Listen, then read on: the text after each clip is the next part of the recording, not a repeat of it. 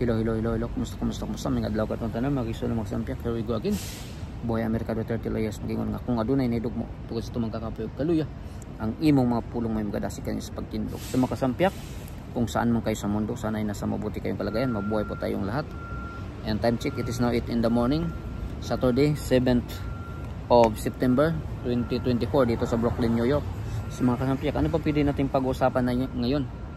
Alam naman natin yung mga kaganapan dyan sa Pilipinas, di ba? Yung mga ang ginawa ng gobyerno ngayon diversionary tactic. Nakapokus sila sa QOGC para mapagtakban itong mga kapalpakan sa gobyerno. So ngayon, pag-usapan natin tong about QOGC, yung committee ni Bato at ni Senator Ruben Padilla. Okay naman yung mga sinabi nila.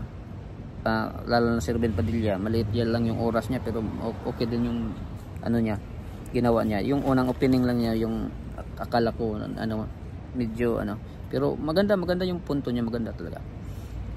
Although konti lang yung oras niya. Si Senator Bato naman, may mga sinabi siyang maganda, pero medyo nakulangan tayo sa dami ng mga sinabi niya. Medyo kulang pa rin, kulang ng diin At saka yung nagtanong siya sa mga QGC na ba't daw nagmamask, samantalang yung mga pulis na tanungan niya yun hindi niya na i-consider yung pagmamask Pero dapat naman, karapatan naman ng mga QGC na magmamask, at saka sabi nila mabaho dahil sa pollution. Totoo naman. At saka yung mga pulis dapat talaga na mag-ibalandra yung mga pagmumukha nila, dapat transparent sila kasi sila yung mga invaders, mga buwisita sila dun ini-invade nila yung QOGC. So dapat karapatan ng QOGC na malalaman kung sino sila kasi workers of the government sila So dapat lang na saka magaling magmanipula si si Diwata, si Tory. Grabe, pathological liar talaga. Kahit pinatay or may pinatay na siya, kahit kung yung mga pathological liar kasi kahit nakapatay na may ibiblame pa rin, may sisisihin pa rin, or lying beyond his teeth pa rin, ganun. Grabe. Grabe siya. May para sa akin parang may pagka-psychopath Delikado yung mga taong ganyan General pa naman. Nako, siguro malaki yung bayad nito sa kung sino yung niya. Alam natin yung sino yung nasa taas niya. Kasi pag walang basbas yan sa taas, hindi yan gagalaw ng ganyan. All of this are all politics. Ganyan talaga yan. Kahit masasabihin niya na gumalaw siya sa sarili na hindi ako maniwala diyan. It's all about politics. Pero ang problema lang ni Tory, bantay kayo. Kasi pagbaba mo, pag-retire mo, yan yung problema. Kasi yung mga puon nyo dyan, pag-retire nyo, wala na yan sila. Maliligo kayo ng kaso, mauubos yung pira nyo, tapos kayo magkakasakit na lang kayo sa consumption. Ganun, sa mga stress. Yun yung totoo dyan. Kaya't kawawa itong mga maliliit na pulis pag sunod-sunuran lang sila. Katulad ng nag-pepper spray, naku, kawawa ka kasi ngayon natuntun na ka na yung pangalan mo, maliligo ka ng kaso. Kawawa ka. Kung kaya ito lang masasabi ko sa mga pulis dyan na lang kayo, neutral lang kayo. Alam naman natin na sinusunod lang nyo yung utos na yung boss nyo. Pero pag mali, wag na mali, tama, doon lang tayo sa tama. Lang. Alam naman natin, tiis lang tayo. Kasi darating din yung araw, yung puon nyo, malilipon din yan. Si Tory, grabe magmanipula. Manipula niya si Bato na napasakay niya Grabe talaga. Tapos yung gusto na talaga niya magstay diyan. Nung una, 'di ba, pa siya? Ano bang tawag nito? He was lying about the QOGC, that he was, digging inside the QOGC because, they said that they accused him of digging, but Tory said that he was not digging and show him props. Ganun yung sinabi niya. Pero nung na siya talaga, kasi may mga mga ebidensya naman doon na kinakalkal talaga nila, nag treasure hunting na talaga yung ano, hindi na talaga si pastor yung target nito. Lying talaga na talaga to si ano eh. Naglalay na talaga to si ano. Si Tory, lying on his state. So at saka sa kalaunan inamin niya, pero sabi niya eh, ang para sa kanya eh yung ano, arrest warrant eh, parang search warrant na rin. Grabe talaga po yung mali, gusto talaga niya itatama sa pansarili niya eh. Ganyan talaga yung mga pathological liar eh. Alam naman niya nung una, alam kung alam niya na mali siya eh, kasi 'di ba pilit pa niyang tinatago yung ano, yung pagkalkal niya diyan nila, yung pagdidig nila diyan sa QGC. Kaya nga sinisiminto nila kung kaya't patago yung ano, mga 10 oras ng gabi yung ano nila. Tinatago yung ano, yung mga siminto ganun pagpapasok nila.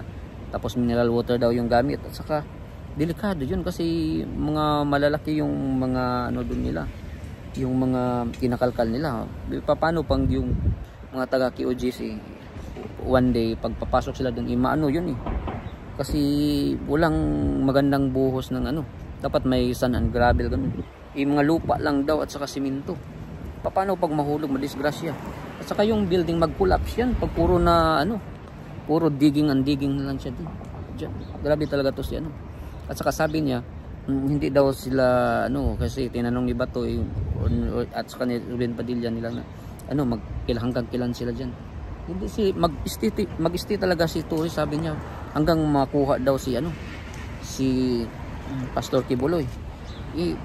Alam niya na wala dyan, wala talaga yan dyan. Kung kaya't ngayon ano na lang nila, inaabuso na lang to, or yun na lang nila sa sinabi na siguro sa sarili, ano man, hindi nyo ibibigay talaga si Pastor Kibuloy, maghahanap na lang kami ng gold dito, ano lang kami, baka sakali na lang kami kung anong makukuhang treasure dito, at saka kung ganun wala na, kasi basang-basa na sila. So parang sasabihin na ni Tory, maliligo na lang ako. Kung kaya't one day magsisisi ka rin, Tory. Kung kaya't itong gusto niya na yung ipipilit talaga niya na yung pag-aaresto ni Pastor Kibuloy, sabi niya may mga heartbeat dyan sa ilalim, yung search warrant at saka yung ano, parang continuation pa rin yun eh. Parang ganun yung ibig sabihin niya eh. Wala talaga to si ano, si Tory. Iba talaga yung hulog nito. Grabe talaga. Pag yan magiging commander-in-chief, delikado. Or magiging politiko, delikado talaga, kasi yung mali ipipilit talaga niya na tama. Grabe talaga. Ibang klaseng tao eh. Kung kaya't mga kasampiak, tayo ano lang tayo kasi yung dinulog na nila sa Supreme Court ni Attorney Torion. So tingnan natin yung ano, kung papanig ba sa QGC yung Supreme Court, kasi remember we have 3 branches of the government, diba? The lower house and the upper chamber, the Senate, which we call a bicameral, tapos executive, which is the president and the vice president, and the judiciary. So we will see, because in the beginning, diba, na comport na nila itong ano, judiciary. Bakit ko nasabi? Diba yung alleged na ano, na bribery ni Romualdez, diba yung si Kazuo Okada, diba na may-ari ng Okada ngayon, diba may dispute yan sa anak nila, yung son and daughter, tapos natalo na sa court of appeal, tapos hanggang sa ano, judiciary, natalo na, may final judgment na, verdict. So after a month, yung tinatawag na pumunta yung ano, yung mga tauhan ni Kazuo Okada, at binabribe daw, yung tinatawag na heavy luggage, binabribe daw ito si Romualdez, at si Romualdez dumulog dun sa judiciary. At after a month na ano, na reverse yung judgment, yung final verdict, na natalo na si Kazuo Okada. Tinanggal na bilang isa sa mga head diyan sa nila diyan sa Okada. So ibig sabihin pag ngayon manipula ni Romualdez, so wala na talaga tong judiciary. So titingnan natin dito sa kaso ng KOGC kung ganun ba rin yung mangyayari. Pag ganun, wala na tayong asahan. Maghihintay na lang tayo pagkatapos sa 2028. Pero may problema ba tayo?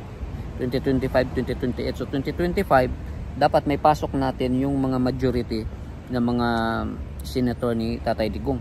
May problema pa tayo, yung Smartmatic, di ba tinanggal yung Smartmatic? Pero ang problema, pilit pa rin ng Smartmatic na yung mga machines nila yung magagamit dyan sa eleksyon. So pag ganun, mamanipula pa rin nila yan.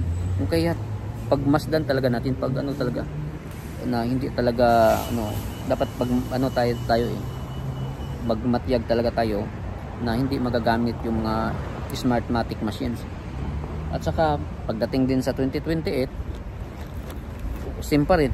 Kasi pag Smartmatic yung or may pasok yung yung mga pag mabalik yung Smartmatic ganun or yung mga machines nila, wala talaga. Manipula pa rin itong itong presidency election. Kung kaya simula nitong 2025, talaga tayo magmatyag tayo. Dapat talaga tayo kasi itong mga kalaban natin gagawin talaga nila yung lahat. Kung hindi ka makuha sa